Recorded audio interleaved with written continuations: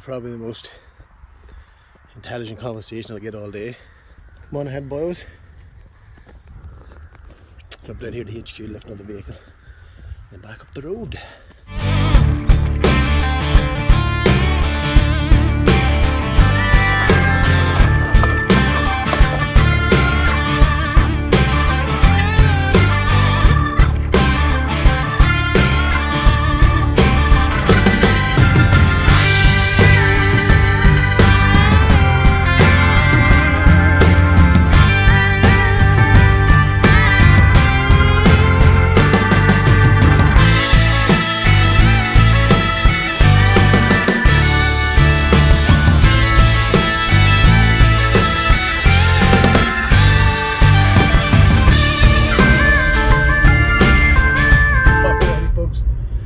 So that is us. Hold on, adjust this screen, maybe in a wee bit, it was too far.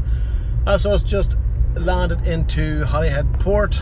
It is, what time are we now? 18:17, so not too bad of sailing over, a wee bit choppy as usual, but the sun is absolutely splitting the stones out here on the other side. So we got an absolutely fantastic, what are we, 1, 2, 3, and we're thawed in.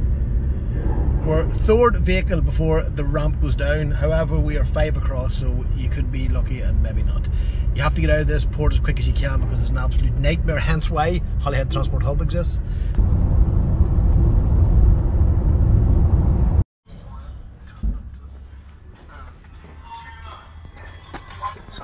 Alrighty folks, good morning! Good morning! It's been a long damn ass night and week as usual. What am I talking about? Today's Monday, so last week hasn't ended. Monday to Sunday, now it's Monday again, and we keep going. So obviously priorities right. We have bacon bap, cup of tea, sausage roll for my old bud back in the, oh, I'm not in the camera, for my old bud back in the yard. Right, what you're going to see, guys, is, actually let me move out of here to get a bit of light, because we have to go to the other side to the station. Dies, its seed spreads. Oh, sure. Alrighty guys, so welcome to this vlog, because we're going to pop up another quick vlog. Don't know what number it is, but we'll go back and look at it. The differences you might see on this particular video is I've tried to start using the phone, because the types of phones now are unreal, they're fantastic. So I am Android through and through. Samsung Galaxy, they've always been a fantastic phone, and we'll see what way the camera works out. The only problem that I have is that the bloody thing never stops ringing and messaging and texting, so if I am doing a bit of recording, it's very, very hard to, you know, keep the flow of whatever part of video I'm doing, because I always have to answer the phone. I thought it'd be no problem. People have advised me to put it on airplane mode and things like that, but listen, with multiple businesses to run, we just cannot be doing that. What else? So yeah, it might be a bit chippy choppy this as in footage, but it'll be interesting to see. The phone part of it I think is fantastic.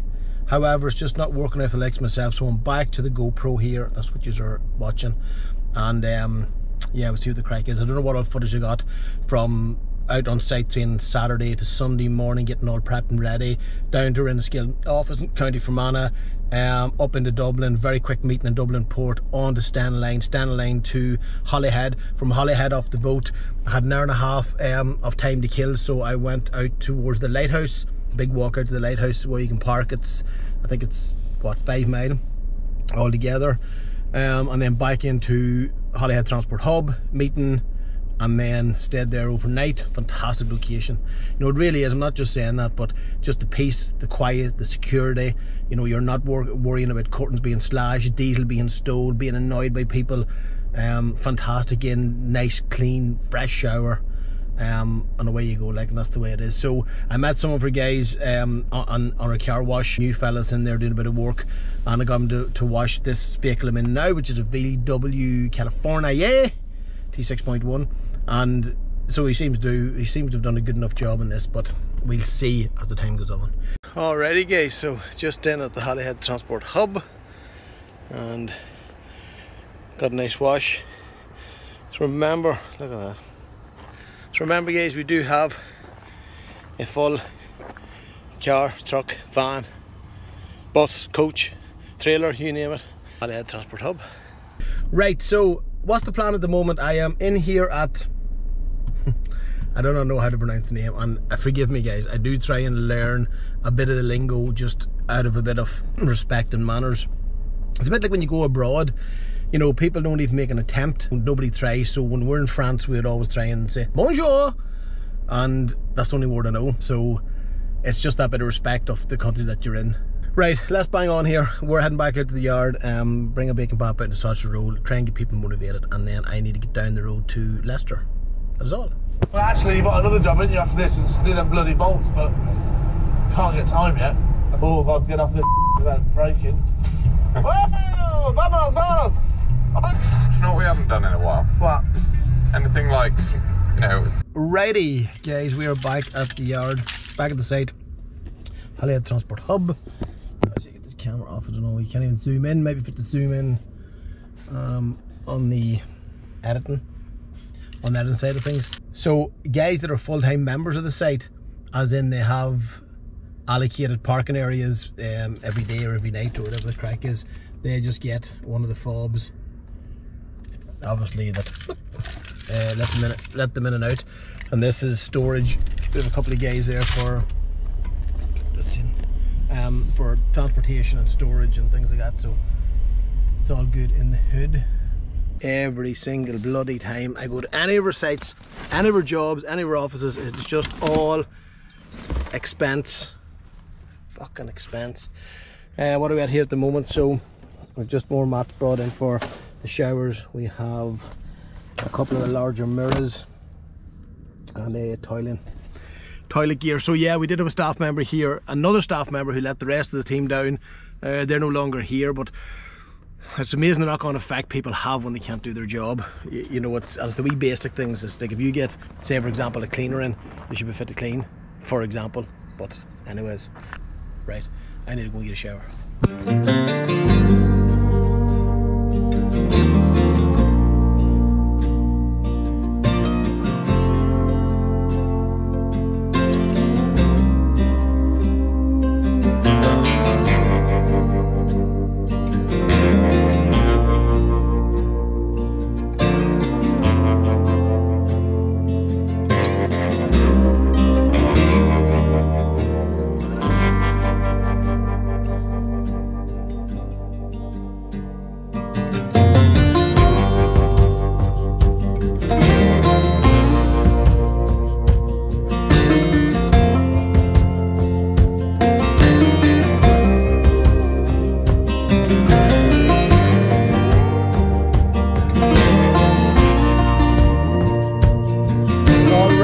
So we are now leaving Leicester for Birmingham, so we've a meeting down the road. But as we're sitting up on the, what is the name of this road? Little Shaw Road on the A511. So we're gonna hop in here, we're gonna jump in here to the gears to get something to eat. Maybe get bacon and egg bap, which would be good at this time because it's now 12 o'clock and it's been a long day already.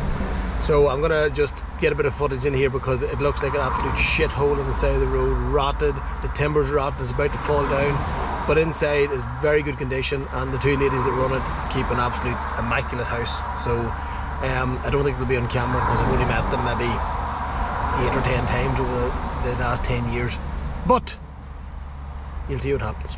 When you see a lot of trucks parked outside, it's always a good day. Right.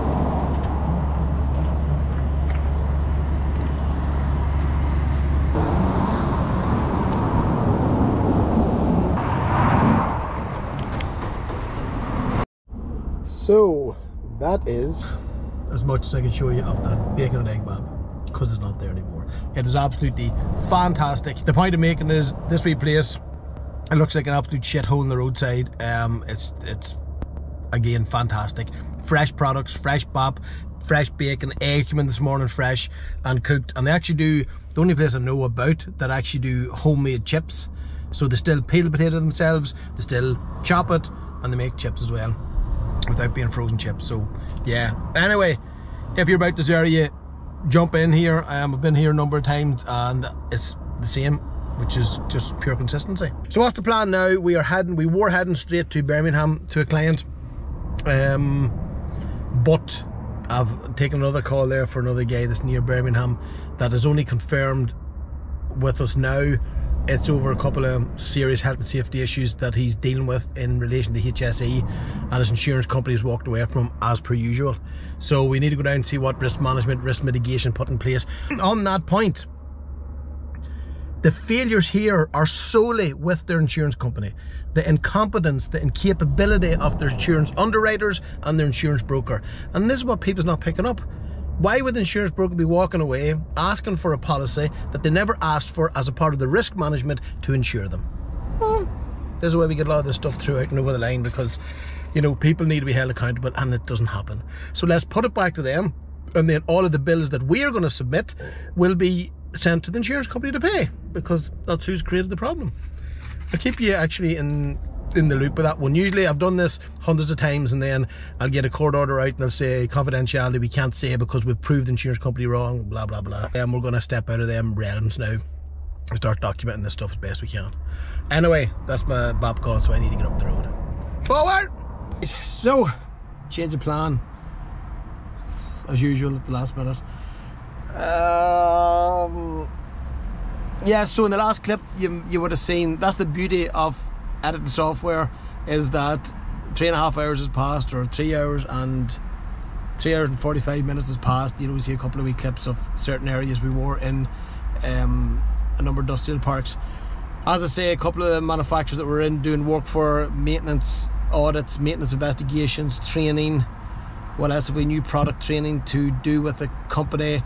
We have driver assessments, and we have yard shutting training that we're in dealing with there at the moment. A couple of them probably didn't mind the camera because they've contacted us through social media, because they follow us on TikTok and YouTube and all that jazz, so they would have had no problem. However, it's just severe time pressures today as usual, and then you come down on the likes of the M6 and you know you're going to get caught out no matter what time. But anyway, things aren't going too bad. We have a bit of a change of plan with a guy that's contacted me here. His barrister is now available to meet, so I'm going to jump in here to, I don't know what's called, Ramada Hotel down here in Birmingham. Anyways, let's go and see what the crack is here. This bit will definitely not be on camera because of the offences that's being alleged, but we'll take a look. And as I'll try and tell you as much as I can, and especially after I try and tell you as much as I can, but the thought process at the moment is very simple. We have to collate the evidence to fight the offences. And remember, I always talk about the offences are only alleged at this stage, okay? So they're alleged of what they've done wrong. Is there evidence to prove that they have the control measures in place, the structures, etc.? Well, that's up for us to get the information and then present it as an independent expert. So yeah, that's kind of where we are at the moment. And you know, a lot of people, as I said before, log into this or tune into our show just to follow the day in the life, and I don't show a lot of the basic stuff, and maybe you should, maybe we'll try. And if you like that, leave a comment down below, and if you haven't already, liked, subscribe, leave a comment. Don't leave a comment, just do something, and we'll document as best we can. But so I'm coming down the road dealing with that stuff. As you know, we have multiple businesses, and we're trying to deal with the multiple businesses. We're dealing with, you know, all of the backroom problems and issues and challenges that you have, that I speak about sometimes and sometimes I don't speak about, because I'd prefer to be more positive than I would be negative. But it is real life. It is real life, you know, from issues with staff, issues with recruitment, issues with clients, sales, just constant cash flow. You know, we work on behalf of investor boards. We do a lot of work for them from risk mitigation and risk management, and then you're trying to grow and build your business, and then you're looking into the likes of investor boards for that information, which I don't like doing, to be fair. Not that I don't like doing it, just at the moment the whole business have been homegrown, and the investors that we have at the moment, we've only one 100% investor in all of our firms, and that's just myself. So I'm the only one to blame for it all.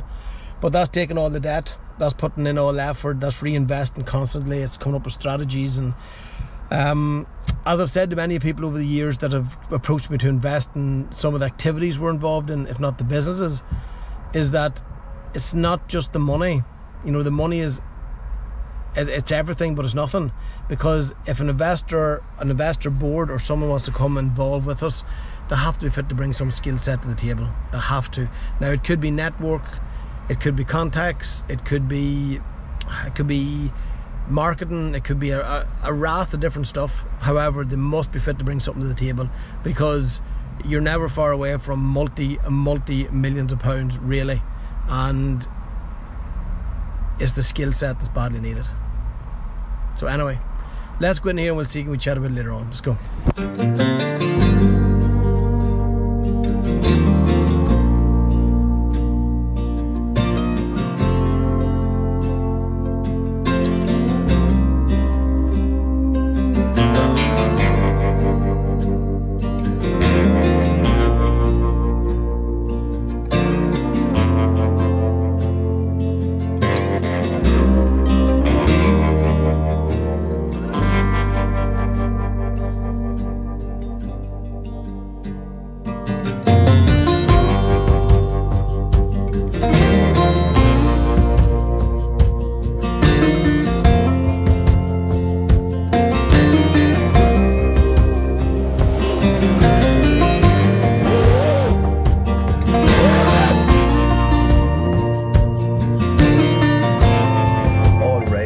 Good morning.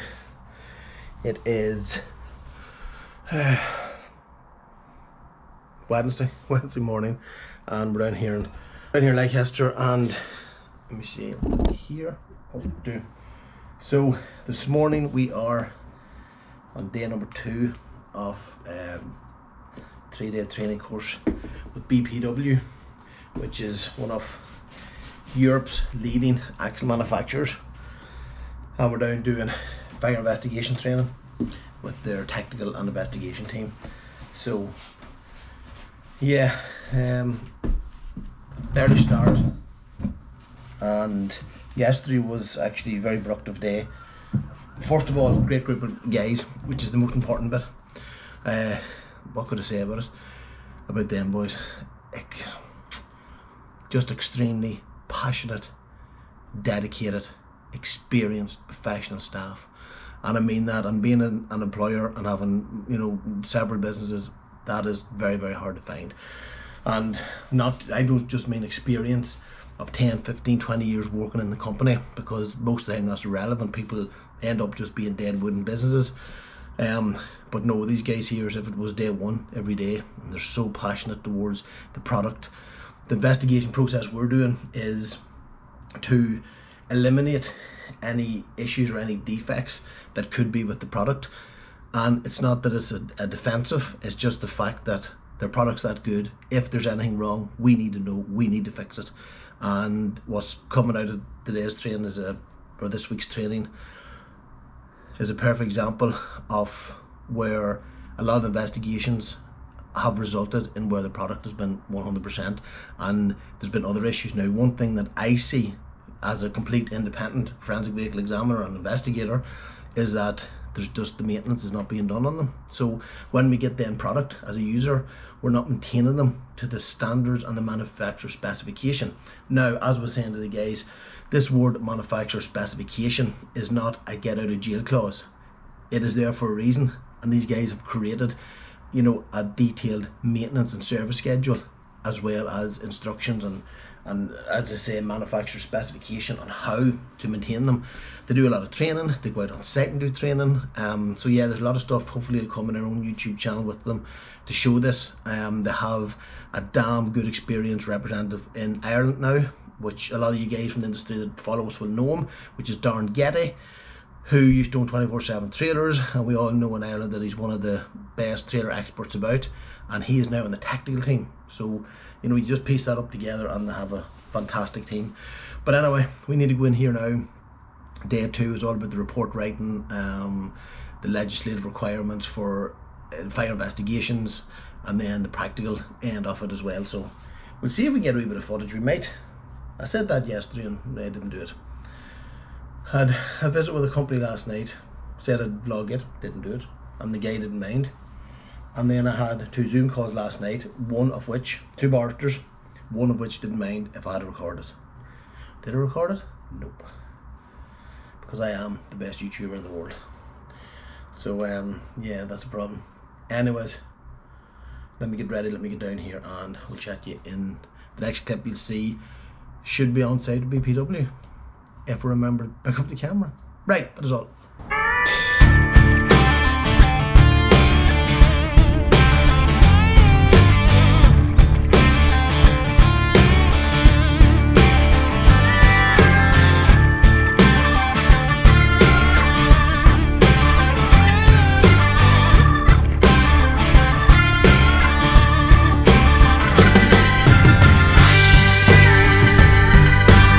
Alrighty folks, so we're down here in Max Fleet Support Ltd, the new and improved fleet support service for maintenance, safety inspections, diagnostics, loader testing, tail lifts, fabrication, engineering, all the usual crack. You know the story. Anyways, down here doing operator license work for the guys, and we'll go down onto the floor and see does anybody want to maybe chat. We'll see.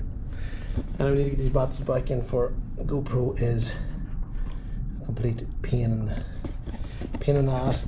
See, I can put that somewhere. I can chat to people. Nabbies. So as I said, we were using the phone, and now we've kind of changed that about a wee bit. We've changed that about a wee bit because the phone just never stops ringing. So emails, messages coming in, I can't get any recording done. And more importantly, if I was to drop it, then the whole place would stop.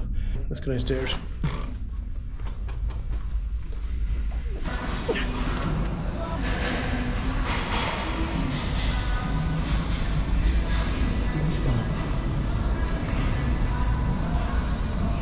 So I've had a number of questions on our YouTube channel about wanting to see more maintenance. Now unfortunately today I'm badly stuck for time pressure because I need to get back up through the Midlands. But if anybody here wants to speak to me, I don't think Nathan's about the boss man, but I might try and nail somebody here for a chat.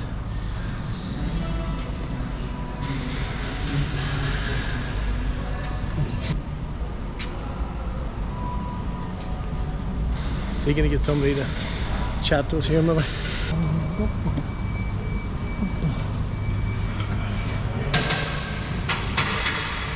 Wait, really? Where do you want it to do? I do always laugh. Do you want to do it on the back? Do you want to do it on the back of the one on this pitch? Yeah. MRT inspection. Right. We'll try it here. So, Right, guys. So we're going to speak to Jared here at Max Fleet. What's it called? Max Fleet Support. I'm too wide. I can't fucking go. Just go back. We can cut that bit out in editing. We'll try this. It's a very professional YouTube channel, by the way. People just don't appreciate it. Right, Jared, talk me through here about what's happening. Yeah, we'll cut that out as well. I'm just going to kick off here and tell our audience that I'm speaking to Jared here at Max Fleet Support, down here in Birmingham. Right. So as you know, we've had this company on before. This is now a new and approved company, and the guys have mobile vans out on the road doing service and MOT, inspections, run repairs, etc, etc. So Jared, give us a wee, how's it going, mate? All right? Yeah, not too bad, yeah. Not too bad, thank you. Don't worry about looking into the camera. So here, give me a rough idea what's happening here today in the workshop. See, we're very busy. We do everything from general maintenance to obviously pre-MRT inspections. We do stages on our MRT inspections, so obviously we get someone to inspect the trailer, and obviously for the customer's peace of mind, we do a second check, and we also do a quality check as well. So it's something that obviously as human error things can be missed, but of course we make sure that doesn't happen. That gets picked up, all the defects get resolved. Obviously peace of mind, go to MRT and a pass MRT. We're very precise with the inspections. We tend to, we always, like it's obviously your basic form of inspection, maintenance. It's the minimum that's required for the, for the standard.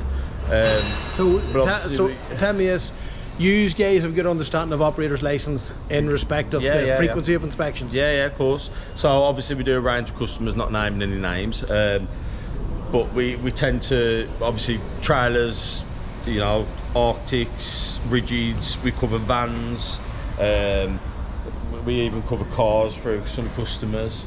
But yeah, I've seen that, vans, company cars, small vans, big vans. Yeah, of course, yeah. Rigids, Arctics, the whole thing, yeah, absolutely.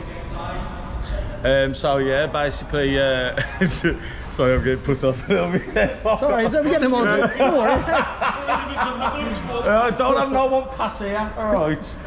Just by the way, I see the two of yous. I would you out with weightlifting. I would lift double what any of you pussies can lift. Keep that in, honestly. We just need a lot. So what's happened with this trailer here? What's it in for? So this has been in for an MOT inspection. Right. It's been second checked, quality checked. We're still waiting on a part to obviously complete it, ready for the MOT. This one will be going on, obviously, as of today's Friday. This one will be going for a test on Monday. We obviously do, depending on what customer wants, we do unloaded brake tests, laden brake tests. We tend to, you know, if it's an 8-ton axle, we reach, as a real world value, we reach the 8-ton per axle. So you know, when those brakes are working with the 8-ton on, they're working. So we're very strict on imbalances as well. We don't like high imbalances, and a lot of customers are requesting, you know, lower imbalances across the board. But we don't like to go above 10%. And funny, we were the last couple of days this week, we were up with BPW doing fire investigation training with them, and we were talking about axle weights and the amount of the traffic commissioners now are ripping apart. Yeah, that's it. Yeah. It's understandable. It's the most important. At the end of the day, the way I see it is, if a vehicle's got an engine and it's stuck in a yard and it doesn't run, it can't hurt anyone. But if a vehicle's got no brakes and it's on the road and it's running, it's severe. At the end of the day, it's the most important thing on the vehicle. And is all your brake test laden? Yeah, well, like I say, obviously some customers they request certain customers they request brake test laid on every inspection MOT. Some customers, they're happy to have a laden brake test on just MOT, and obviously they're happy for, you know, when it comes around to their, depending on what vehicle it is, 6 weekly, 12 weekly, they might request an unladen brake test, so long as they reach within the commissioner's guidelines that, you know, so yeah. And tell me this now, right, see the likes inside that trailer, would you inspect anything else for the customer, the likes of your load security? Yeah, of course. So we go inside the trailer, make sure there's no, you know, because every customer's different, they carry different loads, so we make sure there's no holes in the roof, any damage. We've got fabricators on site. Obviously the curtains, it's you know, pelmets. If there's any damage that we feel like it's going to hurt the customer's load, we obviously write everything down, give the customer the option, and take it from there, really. And are you digital inspection sheets? That so we're all online with we run 2 different softwares, as we say, and online inspection companies. And everything. We run R2C and MDEX, so a lot of it just depends on customer, really. Some customers like R2C, some customers obviously a lot of assets on there, you know, and the customers like MDEX as well, so it sort of works out for everyone. And that's the thing, it's about getting the paperwork, we're getting information real time. Yeah, that's there and then, so you're not sitting there. It's you know, you've got to be as honest as you can, and we just, it's every aspect of the vehicle we cover, so it gives them peace of mind. Absolutely. You know, it gives them trust in us. So yeah. Tell me this, another question. How long are you at this game yourself? I've been in since I was 16. I'm 31 now. 15 years. It's like probably 42. But yeah, some people say I do look older than one now. Yeah, so I'm 15 years now. I've been at this company now. It'll be 4 years in November. 4 years in November, yeah. So we do a lot of fleet inspection training and used to lecture in the colleges with young guys doing automotive engineering. Yeah. Is this a career? Yeah, it's a good career. At the end of the day, it opens your eyes to a different well, a lot of people, they might just see a truck on the road or a trailer and think it's quite boring, but there's more to this job. It's like anything. If you can, in my eyes, I've always, and my old college tutor said, if you can work on a truck, you can work on anything. That's right. So and young kids, it's the same as anything. Young kids, some might want to get into something like this, but they might feel it's a dirty job. But at the end of the day, if you like a graft and it's something you enjoy, it's definitely a trade to consider. And you learn a lot, because a lot of you guys are working in companies like this as fleet engineers, not just fitters. So you can wire, fabricate. Well, that's it. It keeps the mind ticking over. At the end of the day, every job, don't get me wrong, I'm not saying other jobs aren't challenging. This job's challenging, but it's rewarding at the same time.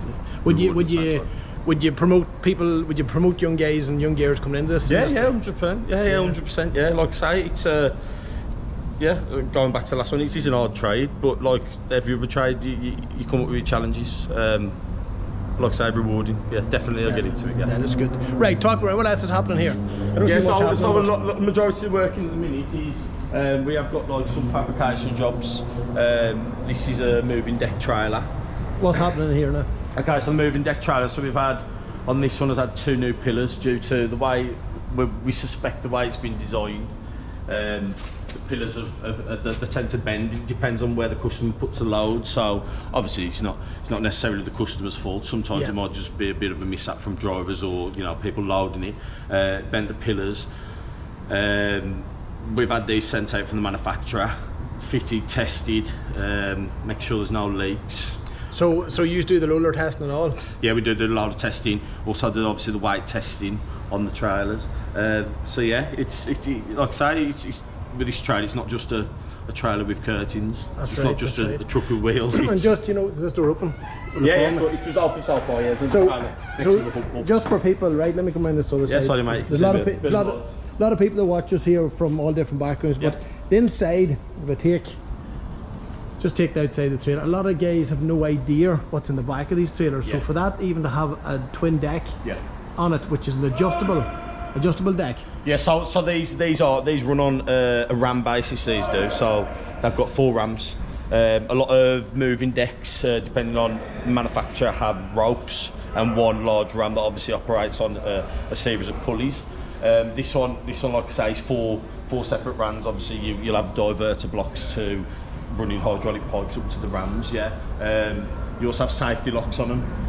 So obviously all that's got to be tested, because if, let's say, it loses pressure and there's a load on it, if it loses pressure and there's a load on it, those locks are designed so if it does lose and the rams come down, it sits on the locks. You can't go any further until, let's say, the pipe or the seal on the ram has been took off and replaced or repaired. So yeah.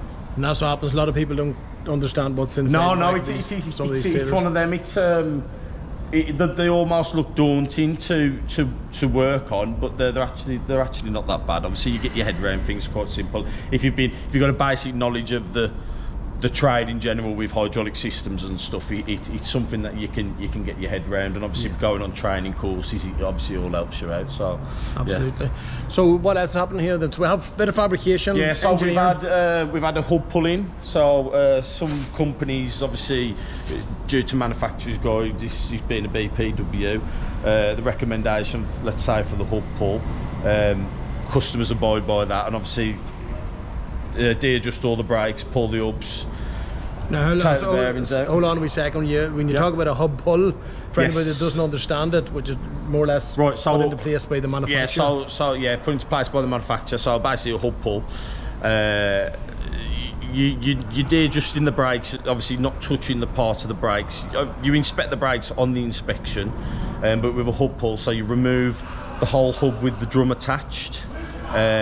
You'll obviously check the brake components from inside, as in the drums, make sure there's no cracks, no grease getting in there. So what you'll do is remove the hub seal from the back and the front as well. There's a seal on the front. Remove the bearings, pack out the bearings with fresh grease, pack out the bearings with fresh grease. Put them in place, new seals, new exciter rings if needed, that's the ABS ring, and obviously fit it. Torque up the hub nuts. These are BPWs are very good because they've got self-torquing nuts as such. It sets in place, whether you know BPW, but obviously adjust the brakes back up, and we always do, even if the customer hasn't requested it, because obviously you've removed the drum we always do a brake test to make sure everything's fine. And there's, just come over here and show guys what you mean by the drum. Yeah, so I know for guys in the there's not. I don't think there's one off at the minute, but this obviously being your wheel setup, your hub. These studs run through the brake drum, and obviously through the hub. Your nuts clamp everything together basically. But you take your cap off, and you've got a big hub nut there. It's on almost like a ratchet motion. Yeah, so now we can pull it all off. Yeah, that's it. Yeah. You talk about a brake test, right? Show us the brake tester here, and Yeah, maybe give us a bit of a just over here. explanation to some of the guys who's watching. And now guys, I know a lot of people watch us and you know all this, but we're not telling people how to suck eggs. However, we have a lot of people that watch us in management positions and not even in this industry. But for our OLAT and transport management training, we're very live on it. So when we talk about a brake roller, a lot of transport managers we deal with don't know exactly what that means. Keep it down, boys, keep it down, we're recording. Right. Get out the way. Go ahead, talk to me. Yeah, so obviously our brake testers, you can brake test anything from cars up to, well, whatever the heaviest vehicle is on the road really. These will, obviously dependent on your load, will pick up each wheel on what it's loaded at. And it'll give you the efficiency. So basically, if you, let's say for example, one side of the wheel's weighing 4 tonne and it locks out at 3 tonne, it'll give you obviously a 75% efficiency on that axle. But obviously it doesn't necessarily, every wheel doesn't lock out, but we always aim for a lock. So we don't get a lock. Lock is, as in industry standard, is sort of the best performance your brakes can get. If it doesn't lock, obviously dependent on how high the readings can be, because obviously you can have a non-lock and get really high readings in comparison to the weight on there, and from there, being in the trade and having a bit of knowledge about it, you'd sort of look at it and think, well, we need to obviously investigate why that isn't performing as good as it is, especially if the brakes have been adjusted, and then take it from there. Yeah. And I see over here these Lego blocks. What are these for? Yeah, so these are the blocks that we load the trailers with. So these, each one of these are 2 tonne blocks. So on these sort of trailers with an 8 tonne axle, to achieve close to the 8 tonne on per axle, we will put 16 tonne over the back. So these sort of axles on BPWs, SAFs are the same as a Craic insider. You tend to, unladen, they tend to weigh anywhere from 1600 kilo to 2000 kilo. So we aim to get, with these blocks, with 16 tonne on them, the total axle weight will be 24 tonne on this sort of trailer. We can get obviously as close as possible to that, around about 22 tonne. So we're talking about, so it gives us real world value basically. Yeah, we're talking about simulation really. Whereas a number of years ago you could do a brake test unladen, no weight in it, and it wasn't giving you an accurate reading. Yeah, no, and plus as well, look, with unladen brake test, it's a lot harder when it seats in the rollers. Because obviously you've got to understand, with more weight it forces it into the ground a bit more. Now the rollers obviously they've got to be a certain distance away from each other. If they're any further, some of the vehicles you won't be able to do, like with a small tyre on like a 215. Obviously if the rollers are too far away, you're going to sink in and you're going to cause a lot of problems. So it's most the same for it's the same for most branded brake testers really. But yeah, the more weight in it, it sits in there and gives you a better reading and better results anyway. Now, a lot of guys would ask us about 2-post lifts. Just go around here, we second just for a car or a Jeep or a van. Yeah, so we've got 2 posters, we've got ramp, we've got 3 2-posters actually, yeah. So if we talk about this sort of equipment here for cars and small vans, I think we have a 4-post. Yeah, so we've also got a ramp as well, yeah, 4-poster ramp. So what a lot of guys ask, especially from transport management and maintenance training, is the lifts like that for trucks. Do you have them? No, well we've got ramp for the trucks, but we've also got, so with a lot of trucks you can get them like 2-posters as such. They're more like hydraulic rams that come out of the ground, but we've actually got we've got some lifts around here. You'll see them on there. You know, the engine one that you saw earlier. So just for, because I'm going to take clips out of this for some of our management training, when guys are asking about these column lifts, and they're independent column lifts, but how do you lift the truck up into the air or up into the sky? So it's going to be Duke. Yeah, so here we've got these.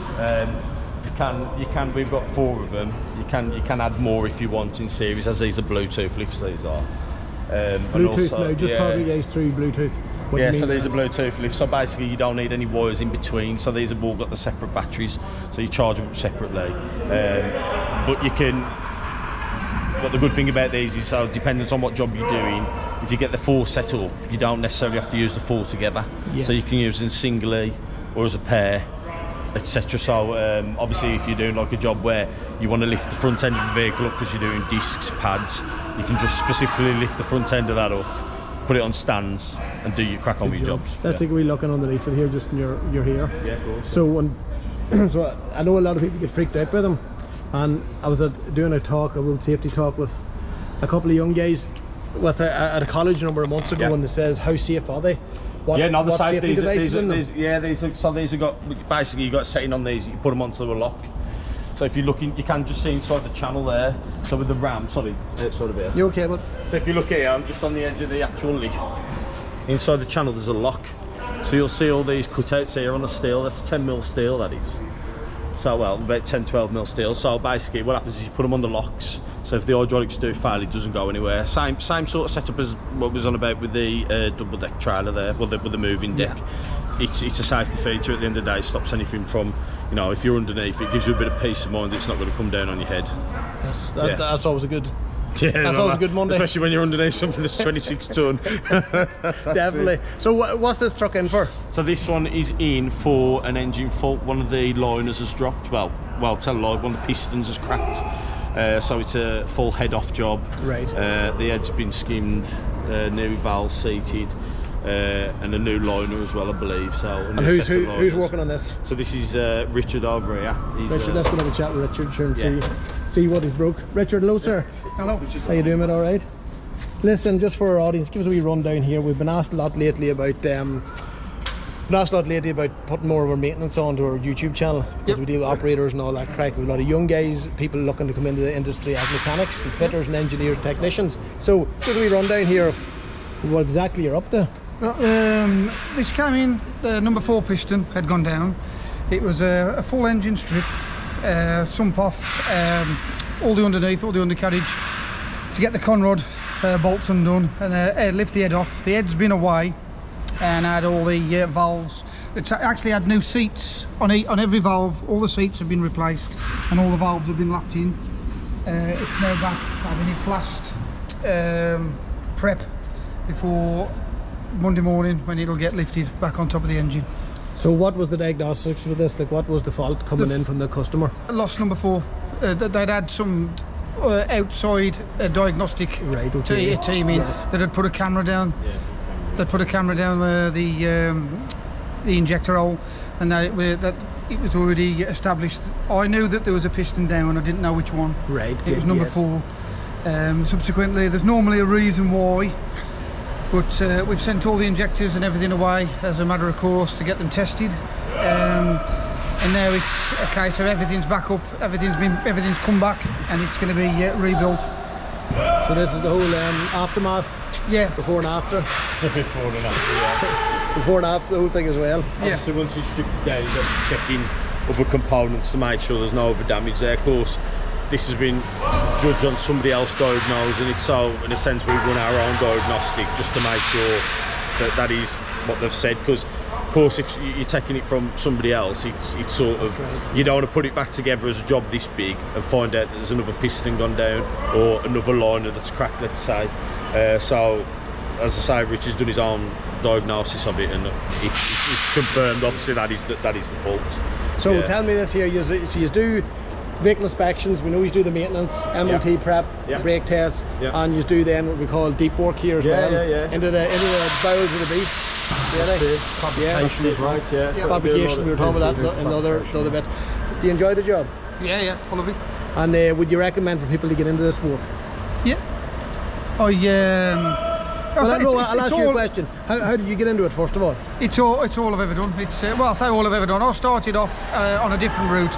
Started off with gearboxes, transmissions, gearboxes, dips, axles, and then progressed from that to what we see today. Since I was 17, I'm 45 now, so that's all I've ever done. 50. I'm not going to cut that out, that's why we do it. No, but I asked that because we have a, I don't know if you guys will agree here, right? We have a massive shortage in mechanics, engineers, fitters coming through. Yeah. Isn't it true, but? It's across the trade, mate, at the end of the day. I mean, when I was at college, obviously a long time ago, it was a very limited courses, you know, like, I'm not saying obviously you can get courses for it now in different places and groups that do it, but I was set at Bristol College, I was, so it wasn't just like I could pop to my local college to do a heavy goods course. But it's always been the same for years, always been the same. Struggling to get apprentices, struggling to get technicians, so there's obviously a shortage. And like I say, it's the same I suppose with drivers as well.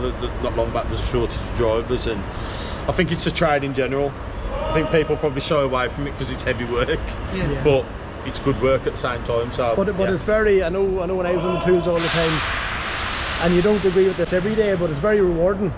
You know, because like you're the last line of defence for product to be delivered throughout the whole country. That's it. I mean, when this starts up and his face is smiling, that's the reward, ain't it? You know what I mean? It's such a big job, and he gets it running, and it sounds sweet, and he drives out the door. He knows he's done the you know you've done the job. And then you have somebody works with you in underneath, tapping with a spanner, depending something wrong. So tell me, would you recommend people to come into it as in a because it is a trade, it's a skilled technical trade. Yep. You know, and have you had any apprentices underneath you? Have you ever had any guys? Yes, I did. Yeah. What was your mentality like for them? I enjoyed it. I enjoyed talking myself through it. It was the same as he was very enthusiastic at the beginning, but then his enthusiasm dwindled off, and he's left. But it wasn't for want to try him from our side. It's like a lot of kids nowadays; they want money and they want it quick. But if you want to get your head down and learn a trade, it's a good one to be in. I think from my side, what I try and tell young guys too is, I was in America for a while as well, and when I was over there, coming from this country, mechanicking and all, when I went over there, you just picked up straight away. You know, just because the steer wheel's on the other side means nothing. So that skill is very much transferable skills throughout the world. I mean, in a sense, I suppose. I mean, you see them on the telly, don't you? The big Australian road trains and stuff, but as essentially they're all. You know, they're all made from the same bit of cloth, really. They're all run the same type of systems, air systems. And I think if you know what, I'm not saying you know all of them, because obviously, when it comes to AdBlue systems, they all operate in their own ways, and their sensors pick up a different reading, let's say. But I think if you get a basic understanding of it, I think you can adapt that into any vehicle, really. And I think that's probably why it's a good skill to have, really, and a good train to learn. And the apprentice that you had in working here or wherever it was, do you find that nowadays, and I'm not calling you all old boys here, by the way, because I'm probably the youngest here, but when you have them coming in, like, they have YouTube at their fingertips. For example, YouTube and Google now. Like, I didn't have that when I was serving my time. No. You had to learn by almost making mistakes, obviously. But when you're an apprentice and you get someone sort of overlooking you, you do take everyone's same. Everyone makes mistakes, but I think that's how they learn and they grow. Totally. I think they're too scared to do a trade to make the mistake. I think that's the issue nowadays. There's too many scare tactics. I agree with that. There's too many scare tactics potentially, but I think as long as you've got good people by you, like we've got a good set of lads here, I think I don't really think you can go wrong. So if it's sort of place an apprentice to come, I think it's like I say, if you've got people who help you. So at the moment then, just on that note, are you looking for guys? I mean, I think he's actively looking for definitely. I mean, we've got 3 apprentices now. Yeah, we're apprentices. We are looking for mechanics, especially technicians. And both in workshop and mobile. And were you ever mobile? No, just always in the workshop. It's best if I stand still. And we've expanded as well. He's not long just got a workshop in Stowe as well, Stafford. So he's looking for technicians there as well to obviously assist with the workload, because it's got really busy there really quick, hasn't it? So. And what about apprenticeships then? If someone wanted to come in here, I mean, potentially you might be looking at apprenticeships, take apprentices on next year potentially. But like I say, we've got 3 at the minute, to a handful. Are they? Nah, they're good. They're good. Lads, Is there any here I can torture? yeah, Brandon. Yeah, if you want to get him, yeah. Get him in here, like Brandon. word in his ear. Apprentice. Yeah, no, they're a good set of lads. Brandon's good. Yeah. Really good. But like I say, the apprentices now we've got, they want to learn. Yeah. They want to learn. It's Which like is about, that's key. yeah. It's like anything else, but it all goes and all depends on your journeyman, as we used to call them. You know, your someone who's the guy you're putting underneath. Brendan, how you doing, bud? All right? You don't mind being on YouTube, do you? Yeah, so all right, I'm not going to pay you or nothing. I'm just asking. Listen, we're asking questions here. The guys just a building. So you're an apprentice here with? Yeah, that's right. Yeah. How many years are you here, or months, or what way are you? So I'm on my last year of apprenticeship. Oh, good man. I'm here. I'll go on block release every 2 months. And yeah, it's going well. I learn a lot here. And what about the guys you work with? I know. Yeah, everyone's sound. Everyone gets on. I was gonna say something rude. I'm trying to keep the language down on our YouTube channel. I have a question I'm going to ask you, right? And this is my personal opinion because I see it every week of every month of every year. Would you pick up the experience you have at the minute working in a dealership? Possibly not, because here I'm working on Scanias, DAFs, Volvos, every truck, trailers especially as well.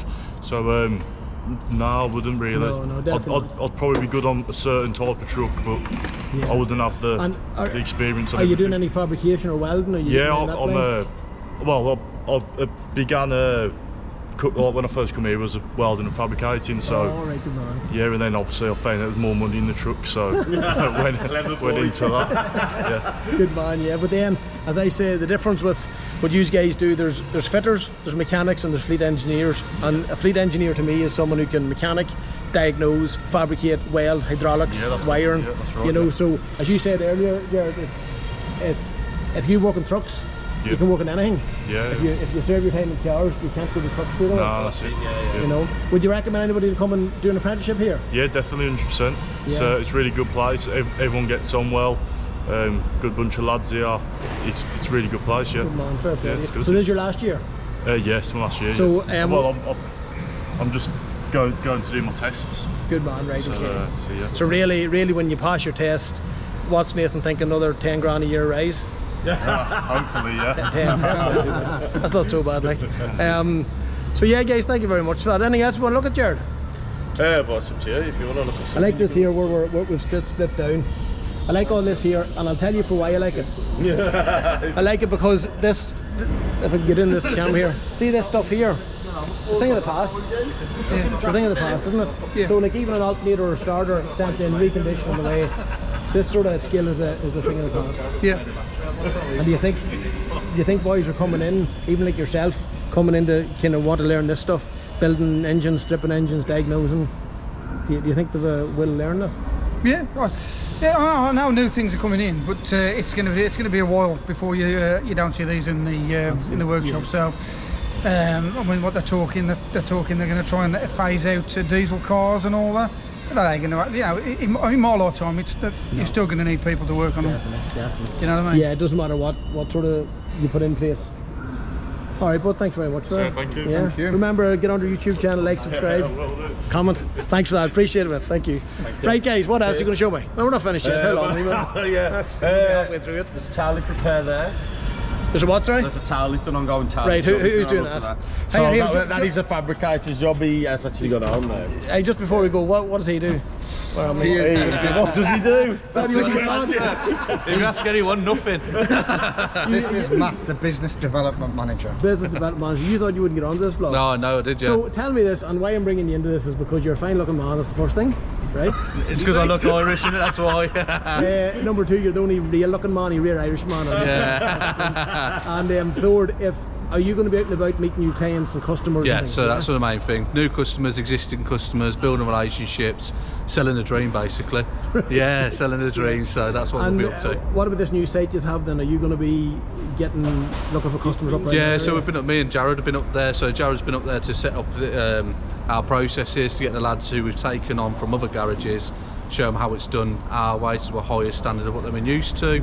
I've been out there obviously trying to spread the word, trying to build the network of people we're working with at the moment as well. So if you were to do a shameless plug here at the moment, which, well, I'll give you the opportunity to do it, right?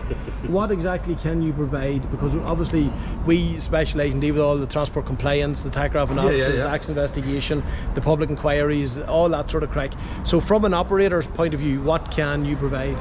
So the way I always sell it, we can offer you everything that a main dealer can offer you. Quicker turnaround. You've not got apprentices working on your vehicles either. You like that one? Quicker turnaround. We've got a 24-hour garage, which is functioning 24 hours a day, 4 days a week. We've also, it's a cheaper alternative. MOTs, we've got a pass rate of 99.4%. Across, that's we've good, done that. It's good. In the past 3 months. No, since over about 500. Since May, no, 260 since May. But that's since since May, since we set up Max Fleet Support, 268 I think is the real figure. So our numbers are good. Again, we're cheaper, we're more efficient. We've got time spent, mechanics, collection, delivery. We're a one-stop shop. There isn't anything we can't do as a business. Like I say, diagnostics, servicing, breakdowns, like I say, tail lift, loaders, anything we can do. The only thing we can't do is tyres. And one of the things I've noticed is you're heavily involved in vans, with fleet vans, with fleet vehicles, which is a big thing. Growing part of the business. So I think it's only been going 2 years, 18 months. So we've got specifically, obviously they're not here now. We've got 3 van lads. Soon to take all come from very good all come from very good backgrounds as well. One of them's come from Mercedes dealership. We've got a lad who's worked on vans and he's actually done training at Audi. He worked at Audi, so that's why we'll take on cars as well. But yeah, and then the other lad, he's an apprentice as such, semi-skilled, obviously training to do pass his level 3. Like another lad starting, so that side of the business as well. To look at the build up, a lot of places to build up the mobile side of it. So we're for cars, like cars and the light commercial. So we're going to have a fleet of vehicles. So for me, it's something I've been targeting to build the van side of things. There's millions of vans on the road every day. Still need your servicing. Still, like I say, anything that goes out and that might tow something as well, we can always do the PMIs inspections on those as well. I mean, like a lot of the lads as well, the technicians, the heavy goods technicians, come from fleet backgrounds. Myself, I come from fleet, so I used to work on vans as well as trucks, trailers.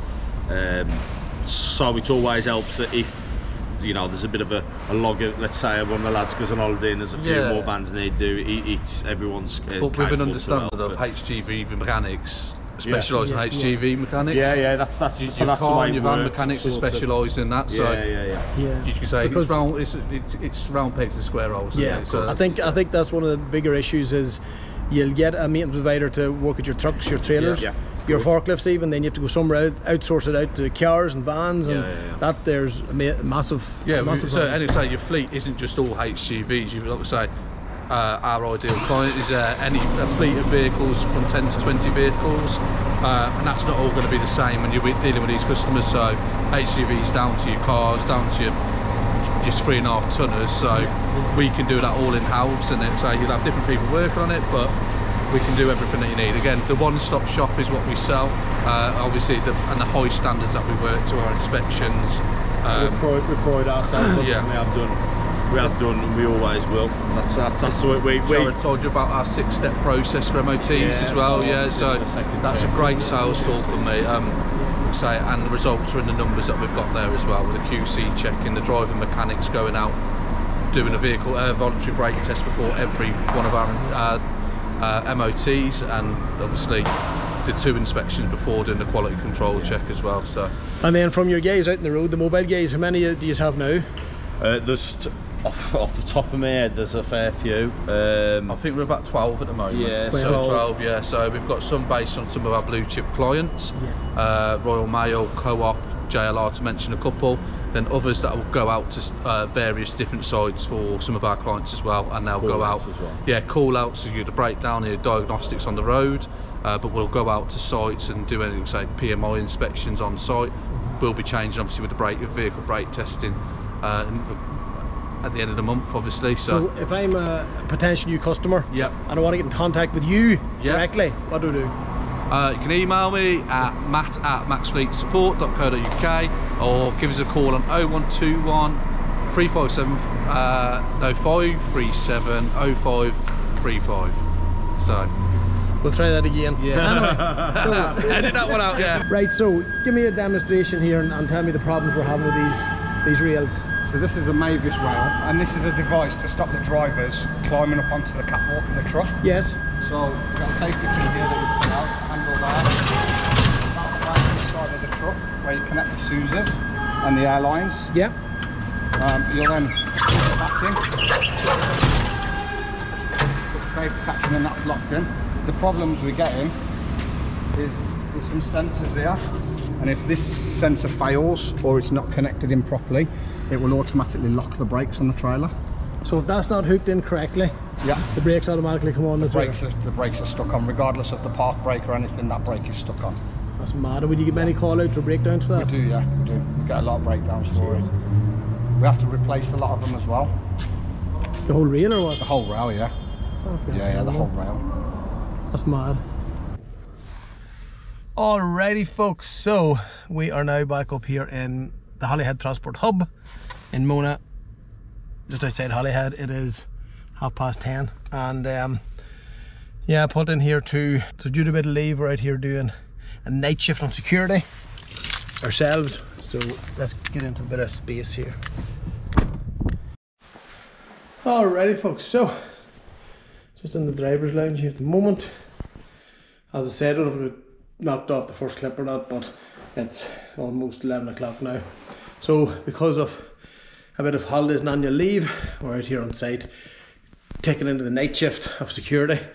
So last night, the night before, we had our operations director out doing the night shift as well on security, because both of us have a brave security background, so we know the ins and outs of it. We like to assess air gauge, we like to do unannounced visits, we like to understand the ins and outs of absolutely everything, because I've yet to meet a security firm that has the knowledge and what's the word, drive and want to protect stuff as much as ourselves. So it's always good to get out on site. As I say, myself as the founder and managing director, and Mark as our group operations director, out on site like we do with every job. We never would get anybody to do anything we wouldn't do, but more importantly, it gives us the whole insight into what's happening, how it's happening and how things are going. And more importantly is getting chatting to guys is coming in. You know, as guys coming off the 12 o'clock boat, 12:15 boat into Holyhead from Dublin. Them guys come into the site here landed here about 12:20. I don't think we've one game maybe in just after 1 o'clock. He was pulled into the customs bay. But anyway, we get a good chat with them guys and we get good feedback. What I mean by good feedback is, no matter if it's positive or negative, we always take the feedback, and to date it's all been absolutely fantastic feedback. But we like to get all the feedback, so anything that the drivers will tell us is really what we're talking about. So for example, even here in the driver's lounge area, as you can see, so some of the guys were asking, can they airdrop or smart view to the television, which of course they can, plug in the internet and away they go. But most guys like their comfort. But if you're in for a long period of time, you can get out of the truck and stretch your legs and all, and that bit is fantastic. You can walk around the industrial estate, which I'm after doing here when I land at the night, and just get a bit of a stretch. Or when you're sitting in the cab all the time, maybe on a 24-hour break, well then come on in here and chillax, relax yourself. So what else was I going to say there? Yeah, it's been a long day. I don't know where we ended in the last clip. We might have been down in Max Fleet Support, possibly. And if it is, that might go into this particular show, this particular vlog, but we'll see what happens. Anyways, we're going to end this vlog here, guys. Thank you so much for watching. Thank you so much for supporting us. Hit the like button, hit the subscribe button. Watch time is very important from what I've learned. And thank you very much for all the support we have. As I say, there's people don't like or leave a comment, but the stats in the background, the data showing us that we have so many people watching, and only maybe 2% of them have subscribed. So if you haven't subscribed and you want to follow our journey and you want to show a bit of support, please hit the subscribe button, hit the like button, leave a comment. Don't leave a comment, just do something. Anyway, till the next time. That is all.